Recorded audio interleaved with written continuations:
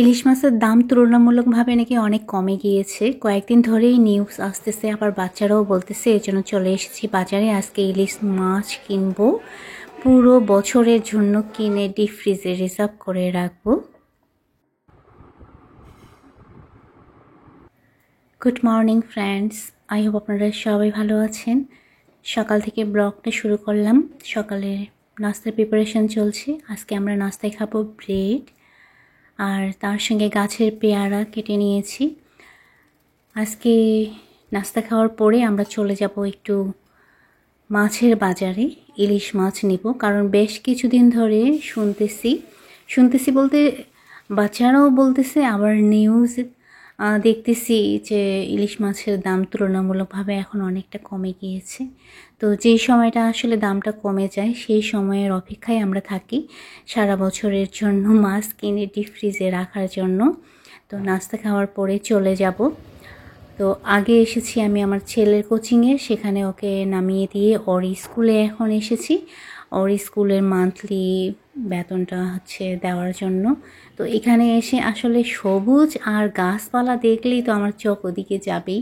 তো এখানে ডবার মধ্যে জানি না ওগুলো কী গাছ, ওই গাছের মধ্যে ফুল ধরেছে, দেখে অনেক সুন্দর লাগলো। আর এদিকে এখন প্রাইমারি সেকশনের টিফিন আওয়ার চলতেছে, তো ওদেরও একটু ভিডিও ক্যাপচার করে নিয়ে চলে এসেছি মাছের বাজারে। অনেক এক্সাইটেড ছিলাম যে মাছের বাজারে গিয়ে অনেক মাছ কিনবো। সচরাচর মাছের বাজারে আমি আসি না, আমার বর আসে, কিন্তু ইলিশ মাছ যেহেতু কিনবো, পছন্দ মতো কিনবো, এজন্যই আসলে তার সঙ্গে আমার আসা। তো মাছের বাজার ঘুরে ঘুরে দেখতেছি, শুধু ইলিশ মাছ না, আরও বিভিন্ন ধরনের মাছ নেব। মাছের বাজারের জন্য আসলে ফিশটা আজকে নেওয়া, যার কারণেই মাছের বাজারে আসা। তো সব মাছ একদম তাজা তাজা। কিছু মাছ নিয়ে নিয়েছি, রুই, মিরকা এগুলো নিয়ে নেওয়া হয়েছে। ইলিশ এখনও নেওয়া হয়নি, যেহেতু ইলিশ মাছ অনেকগুলো নেব, এই জন্য ওটা সবার পরে নিব। তো এখানে কিছু ইলিশ মাছ দেখতেছি, এটা 1 কেজির কম। তো আমরা একটু বড় মাছ খুঁজতেছি, 1 কেজি মাছের উপরে যেগুলো। তো সব মাছ একদম তাজা তাজা। আসলে সকাল সকাল মাছগুলো না একদম তাজা তাজা থাকে। এদিকে মাছের কি বলে, ডাক বলে, নিলাম বলে না কি বলে, সেটাও ওখানেও গিয়ে একটু দেখলাম। যে দেখি নিলামে গিয়ে মানে ডাকে মাছের দাম অনেক কম হয়। তো ডাকে ইলিশ মাছ আছে নাকি ওখানে, তাহলে ডাকে আমরা ইলিশ মাছও নিব। যেহেতু অনেকগুলো মাছ নিব, তো ডাকে মাছ নিলে অনেক দাম কমই পাবো। তো এত কাদা, কি বিচ্ছিরি অবস্থা, আগে জানলে হয়তো আসতাম না। আগেও আমি ইলিশ মাছের আড়তে এসেছি, মাছের আড়তে এসেছি, বাট এত একদম কাদা না। তো ফাইনালি ইলিশ মাছের আড়তে চলে এসেছি আমরা। অনেক বড় বড় ইলিশ এগুলো প্রায় 1.5 কেজি, 1 কেজি 300 গ্রাম এরকম। তো আর কি বলবো, মাছ সস্তা সস্তা, আসলে পানির দামে মাছ বিক্রি হচ্ছে এখানে, বলে বোঝাতে পারবো না। তো 1 কেজি 300, প্রায় 1 কেজি 400। এই মাছটার দাম অনেক সস্তা, জানেন কত? 2200 টাকা। চিন্তা করেন, 2200 টাকা দিয়ে মাছ আমি কিনবো, প্রশ্নই আসে না।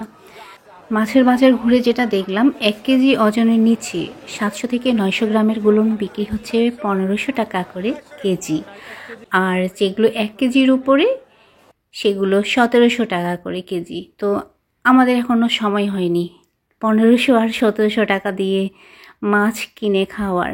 দাম যখন আরও কমে যাবে, আমার কাছে যেগুলো 1 কেজির নিচে সেগুলো 800 থেকে 1000 টাকা ঠিক আছে, আর যেগুলো 1 কেজির উপরে সেগুলো 1000 থেকে 1200 টাকা। এরকম যখন দাম আসবে তখন আমরা ইনশাল্লাহ মাছ কিনে খাবো।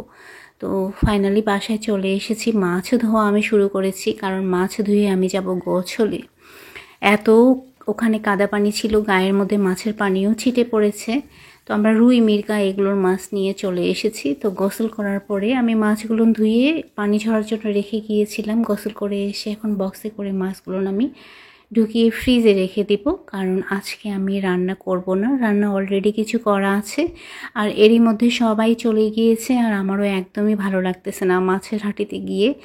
আর মনটা একটু খারাপ হয়ে গিয়েছে, কারণ গিয়েছিলাম আসলে সত্যি বলতেছি ইলিশ মাছ নেওয়ার জন্য, কারণ বাচ্চারা বেশ কিছুদিন ধরে বলতেছিল যে ইলিশ মাছের দাম কমেছে মা, ইলিশ মাছ তোমরা কবে নিয়ে আসবা, কবে রান্না করবা। তো আজকে বাচ্চাদেরকে ইলিশ মাছ খাওয়াতে পারলাম না, এই জন্য একটু মনটা খারাপ। তো কোনো মাছই রান্না করব না, ফ্রিজে যা আছে তাই খাবো। জাতীয় মাছ ইলিশ, নামে ইলিশ, কিন্তু সবাই বলতেছে এবার ইলিশ মাছ সবারই ঘরে আসবে, মানে সবাই খেতে পারবে। তো দেখি, সেই আশায় আছি কবে ইলিশ মাছের দামটা কমে।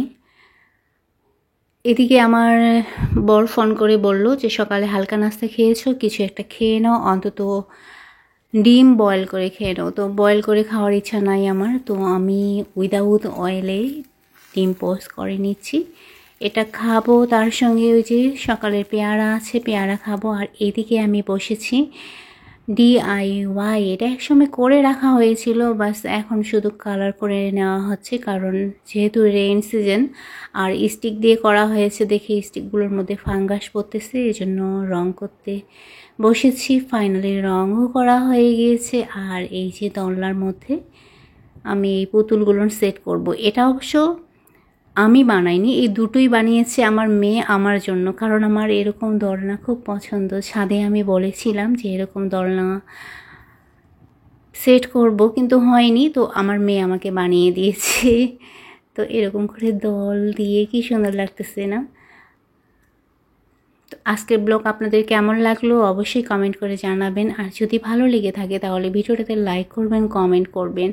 আর যারা এখন পর্যন্ত আমার চ্যানেলটাকে সাবস্ক্রাইব করেনি তাদেরকে রিকোয়েস্ট করব প্লিজ চ্যানেলটাকে সাবস্ক্রাইব করে দেবেন, কারণ আপনাদের ছোট্ট একটা লাইক, কমেন্ট আর আপনাদের সাবস্ক্রাইব আমাদের নতুন নতুন কন্টেন্ট বানানোর ক্ষেত্রে অনেক বেশি অনুপ্রেরণা জাগায়। এই যে ফাইনালি এখানে আমি এগুলো সেট করেছি। আর এই বোতলটাও আমার DIY করা। এই যে নাইফ যেটাতে রেখেছি এটাও আমার, বেশিরভাগই জিনিস বাসায় নিজের হাতে তৈরি করা। এই যে এখানে যে হাঁড়িগুলো রেখেছি এগুলো মাটির, এগুলোও কালার করে নিয়েছি। এই স্ট্যান্ডটাও আমি বানিয়েছি। আর কি বলবো, আজকের ব্লগ এই পর্যন্ত। সকলে ভালো থাকবেন, সুস্থ থাকবেন, নিরাপদে থাকবেন।